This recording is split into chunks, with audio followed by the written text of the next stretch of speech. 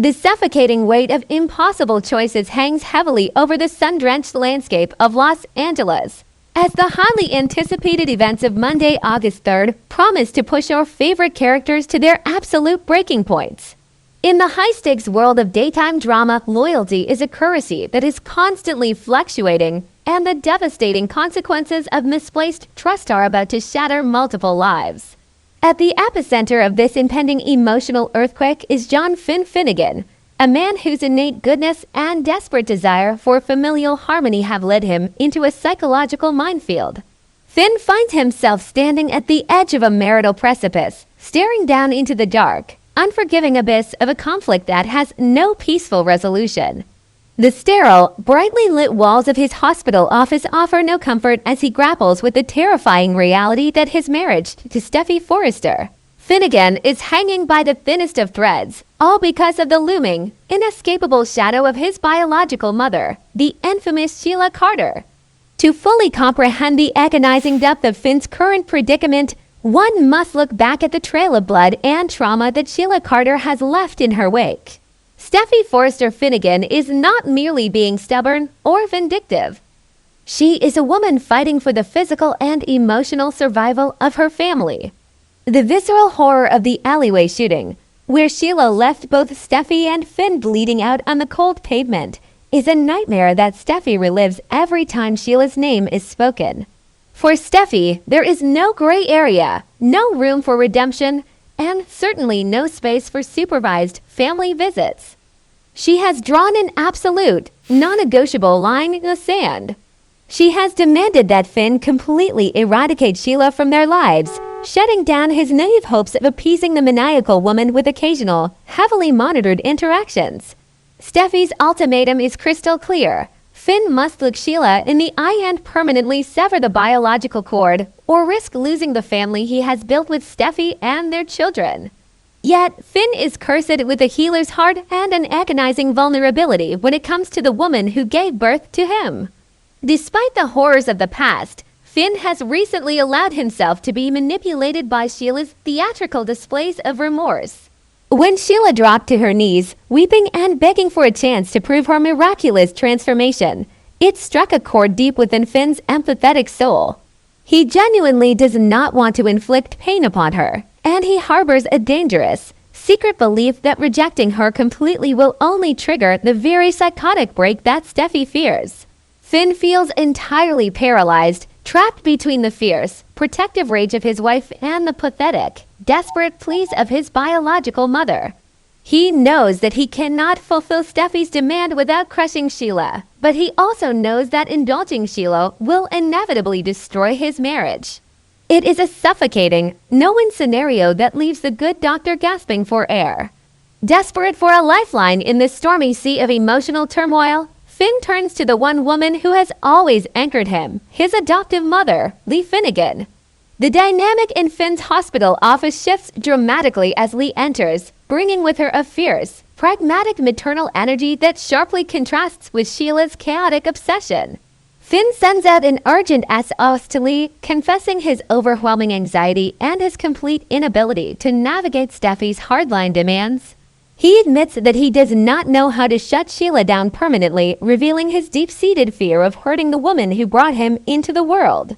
He looks to Lee for a strategic compromise, a magical solution that will somehow pacify his furious wife while gently letting down his biological mother. However, Lee Finnegan is not a woman who deals in fantasies or gentle compromises, especially when it comes to the safety of her son. Lee's presence brings a chilling, necessary reality check to Finn's desperate delusions.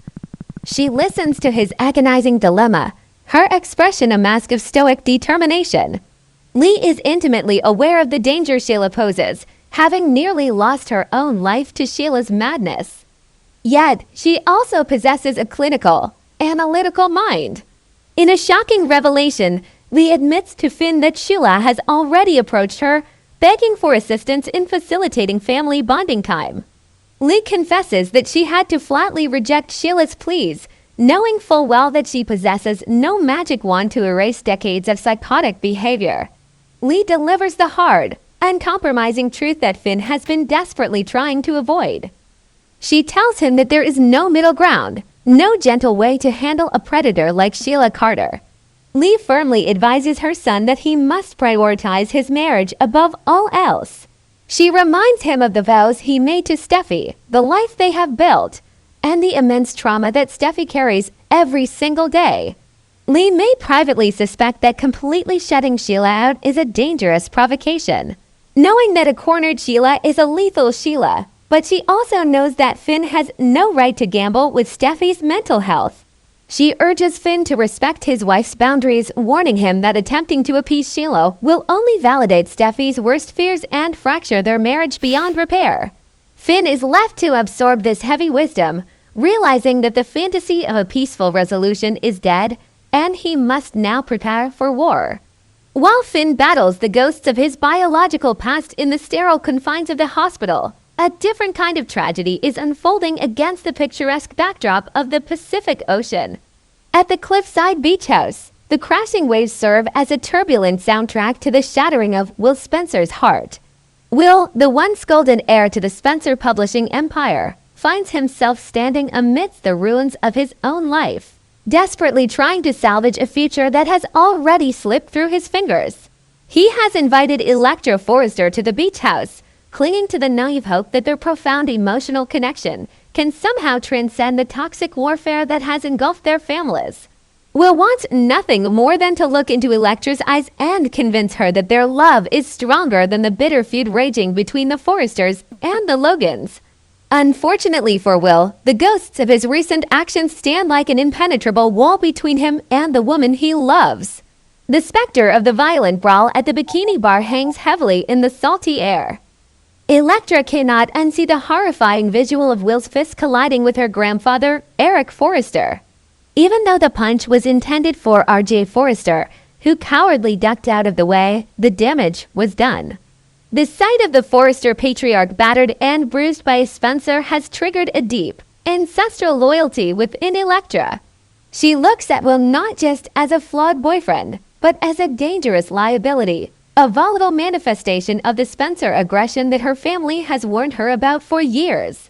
Electra Forrester's transformation in this moment is both tragic and inevitable. She is no longer just a young woman in love, she is a Forrester, closing ranks to protect her legacy. She stands firm in her decision to end the relationship, her posture rigid and her tone laced with a cold, uncompromising finality. Electra makes it abundantly clear that she will not cross her powerful family for the sake of a romance that has brought her nothing but chaos and pain.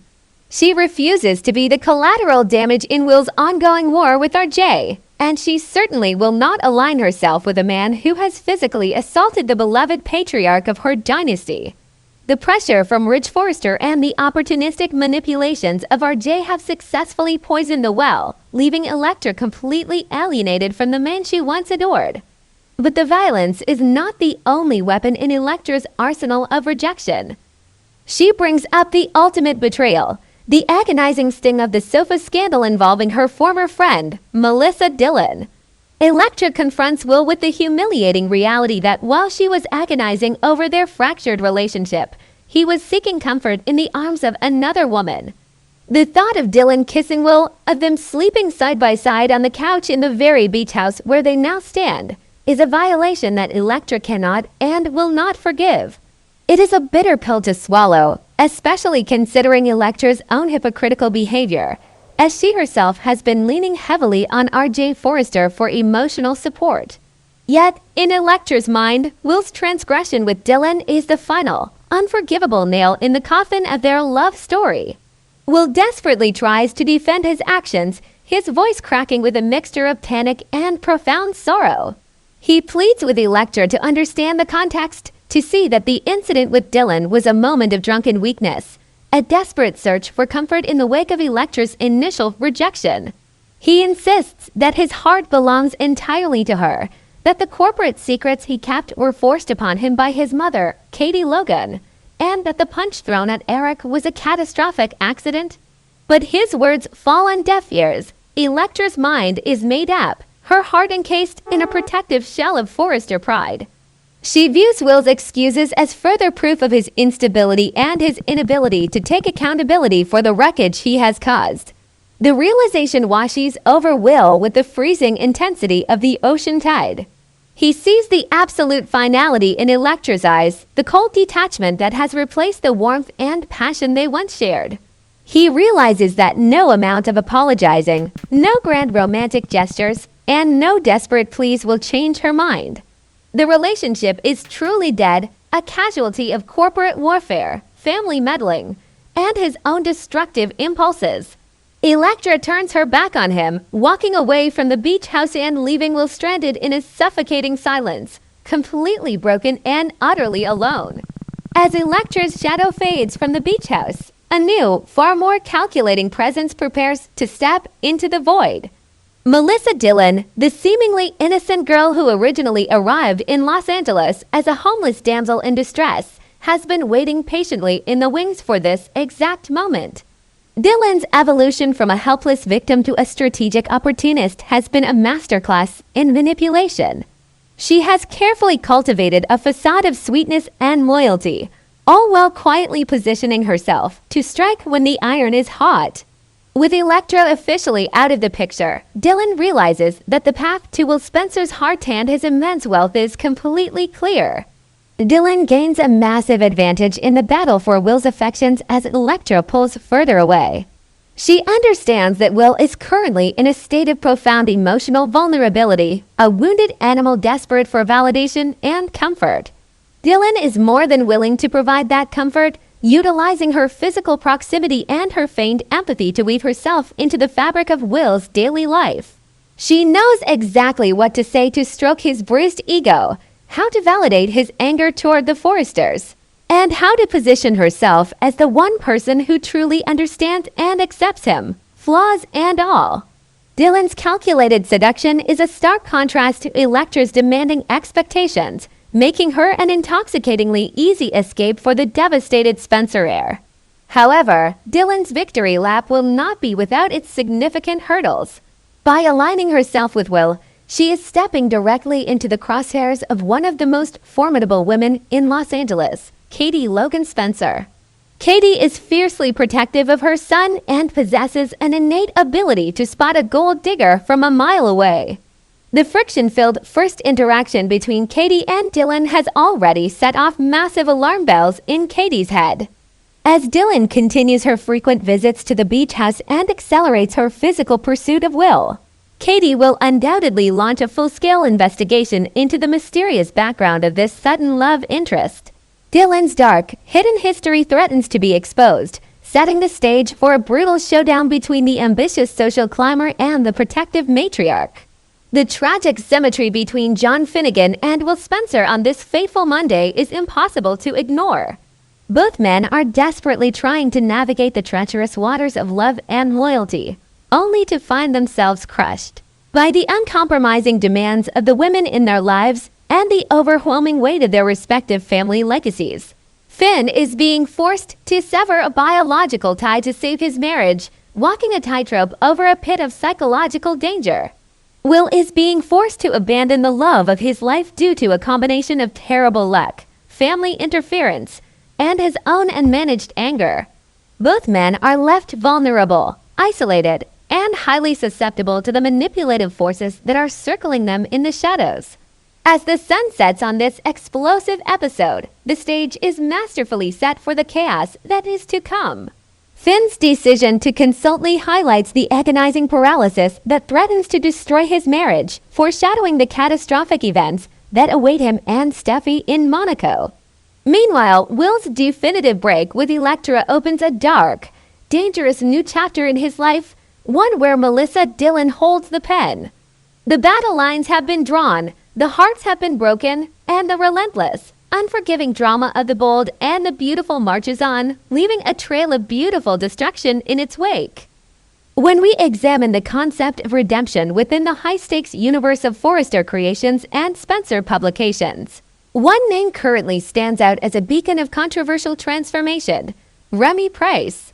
Portrayed with chilling nuance by Christian Weissman, Remy was introduced to audiences as a deeply troubled, individual whose infatuation with Electra Forrester crossed every conceivable boundary of morality and legality. Fans will vividly recall the harrowing deepfake video scandal, a meticulously orchestrated campaign of digital harassment that left Electra traumatized and the Forrester family demanding justice.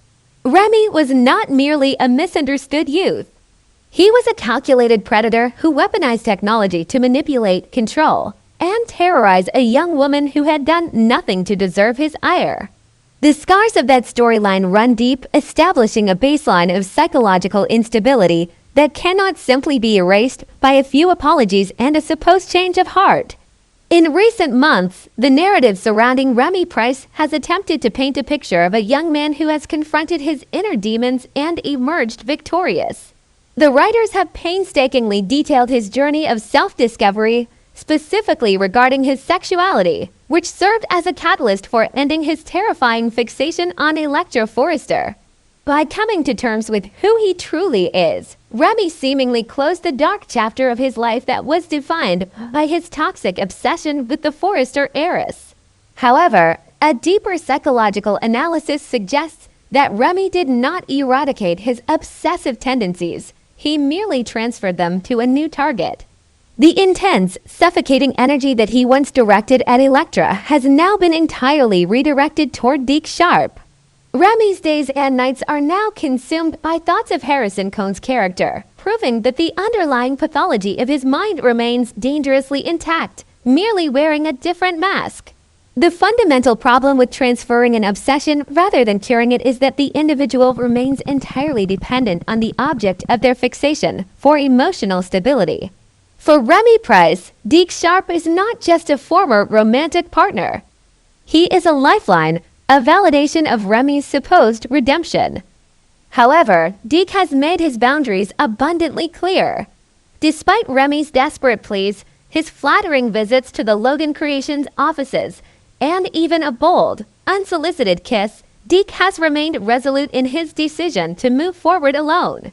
Deke is currently riding the high of a massive professional victory, having successfully launched the Hope by Logan collection alongside Hope Logan Spencer. His career is skyrocketing, his focus is razor sharp, and he has explicitly told Remy that a romantic reconciliation is completely off the table. This steadfast rejection is the exact trigger that threatens to unravel the fragile tapestry of Remy's manufactured sanity. The longer Deke Sharp maintains his distance, the more volatile Remy Price becomes. Obsessive personalities do not handle rejection with grace. They internalize it as a profound injustice, a slight that must be rectified or avenged. Remy is currently existing in a state of agonizing emotional purgatory, desperately clinging to the delusion that Deke will eventually see the light and welcome him back with open arms. But as the days turn into weeks, and Deke's professional star continues to rise without Remy by his side, the simmering frustration within Remy is bound to reach a boiling point. The psychological pressure cooker is hissing, and without Deke to act as a stabilizing anchor, Remy is essentially a ticking time bomb, waiting for the slightest external pressure to detonate his carefully constructed facade of normalcy. This impending detonation is practically guaranteed by the introduction of a highly combustible new element into Remy's orbit, his cousin, Melissa Dillon. Played with a brilliant mix of sweetness and calculating ambition by Sydney Bullock, Melissa Dillon is currently navigating her own treacherous path through the tangled web of Los Angeles high society. Dillon has recently shed her innocent persona, revealing a cunning, opportunistic streak that has shocked viewers and characters alike. Her relentless pursuit of Will Spencer, the vulnerable and currently heartbroken heir to the Spencer publishing empire, has placed her on a direct collision course with none other than Remy's former obsession, Electra Forrester. The escalating feud between Dillon and Electra is not just a petty rivalry over a man. It is a vicious, high-stakes war that threatens to destroy careers, friendships, and family alliances.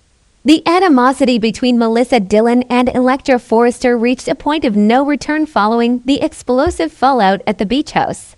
Electra, already reeling from Will Spencer's violent altercation with R.J. Forrester and his subsequent banishment by Eric Forrester, discovered the ultimate betrayal. Dylan boldly confessed to pursuing Will out of love, dropping the massive bombshell that she had shared an intimate evening with him, culminating in a kiss and sleeping next to him on his sofa. This revelation sent Electra into an absolute, blinding fury, resulting in a physical altercation where Electra slapped Dylan across the face. Electra subsequently ended her relationship with Will permanently, moved out of the beach house, and issued a harsh ultimatum threatening Dylan's job at Forrester Creations. Dylan, however, refuses to back down, cementing her status as Electra's most bitter and dangerous rival. Blood is thicker than water, and in the soap opera universe, family ties often serve as the foundation for the most destructive alliances. It is only a matter of time before Melissa Dylan, feeling cornered by Electra's threats and desperate for an ally in her campaign to secure Will Spencer, turns to her cousin for support. When Dylan inevitably confides in Remy Price about the slapping incident, the threats to her career, and Electra's perceived hypocrisy, it will strike a very dangerous chord within him. Remy, who is already teetering on the edge of a psychological abyss due to Deck's rejection, will find a twisted sense of purpose in defending his family. Listening to Dylan recount her grievances will not only validate Remy's own lingering resentments, but will also provide him with the perfect excuse to unleash the darkness he has been so desperately trying to hide. In Remy's distorted reality, Melissa Dylan's conflict with Electra Forrester will not be viewed as a simple romantic rivalry. It will be perceived as a malicious, unwarranted attack on his bloodline. It is incredibly easy to envision Remy taking Dylan's side with a terrifying fervor, arguing vehemently that Electra has absolutely no right to dictate Dylan's future or stand in the way of her happiness with Will Spencer.